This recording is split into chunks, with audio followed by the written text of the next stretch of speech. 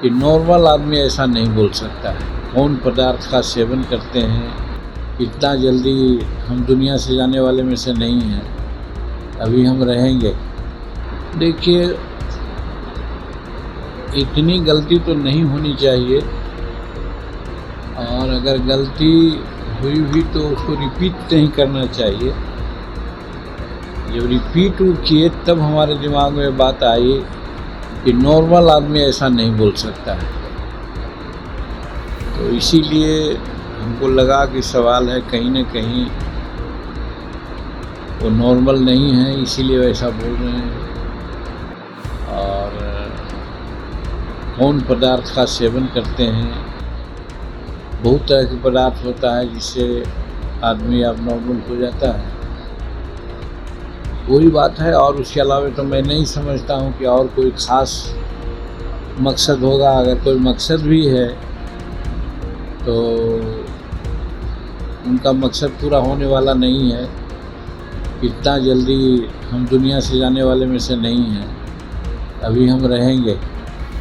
और जो काम कर रहे हैं बिहार के लिए, भारत के लिए, जैसे बिहार में रह कर के अभी तक 2 टेक्नोलॉजी सेंटर का स्वीकृति करवाए। एक तो उद्घाटन हो गया, दूसरा फाउंडेशन ले हुआ है, रोड आदि बन रहे हैं वहाँ। और उसके अलावा 4 एक्सटेंशन सेंटर भी बनवा दिया है, चल रहा है। 2 एक्सटेंशन सेंटर और निकट भविष्य में ही संचालित होने वाला है। फिर बोधगया में खादी का एक्सप्रेशन सेंटर बन रहा है करोड़ों रुपये का, और इससे बाहर के लोग भी आएंगे और खादी का क्या क्या यहाँ काम चल रहा है देखेंगे। और उसी तरह से आप देख रहे हैं कि क्वायर का कोई नहीं जानते थे कि क्वायर क्या होता है। क्वायर बोर्ड का, क्वायर का हम लोग यहाँ रीजनल ऑफिस भी पटना में खुलवा रहे हैं। सिलुटाइप्स हब्स नहीं था स्टेट में, कई एक स्टेट में नहीं होता है, उसको विशेष रूप में यहाँ संचालित करवा रहे हैं। बोधगया में चल रहा है, सैकड़ों लोग उससे ट्रेनिंग ले रहे हैं, जॉब मिलेगा। कहने का मतलब कि जब जनहित की बातें हम कर रहे हैं तो जनहित की दुआएं हैं। वैसी परिस्थिति में अगर कोई निगेटिव भी सोचता होगा तो उसका निगेटिवपन हमारे लिए पॉजिटिव हो जाएगा। कल आरजेडी राजभवन मार्च कर रही है, कोई सवाल नहीं?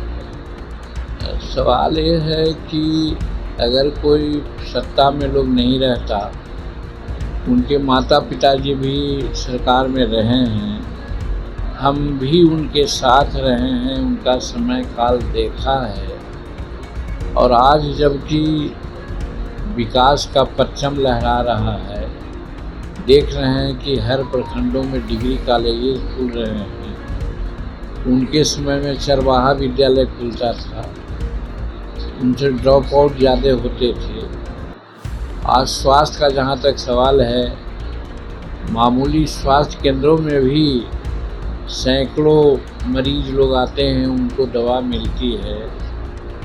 सड़क आप देखते होंगे, आप ही पटना जाते होंगे तो 4 घंटा ही स्कूला खाते हुए जाते होंगे यहाँ से। अब हम लोग 1.5 घंटा 2 घंटा में आ जाते हैं बहुत आसानी से। सिर्फ गया पटना की बात नहीं है, और है। आप देख रहे हैं कि साहब 2 को corridor, Vishnupad corridor, Bodhgaya corridor हो रहा है। और तुरंत ही ये 20 तारीख को एक बड़ी बैठक हम लोग करने जा रहे हैं दिल्ली में, गडकरी साहब के नेतृत्व में। आज ही उसके कुछ पदाधिकारी आए थे, अभी गए हैं देखने के लिए कि चतरा से लेकर के बेला तक फल्गु नदी, नीलांजन नदी के पश्चिमी किनारे में सड़क बनेंगे। और नीलांजन नदी जो अभी सिल्ट भरा हुआ है, जिसे पानी नहीं आता है, वो पानी उसमें आने लगेगा।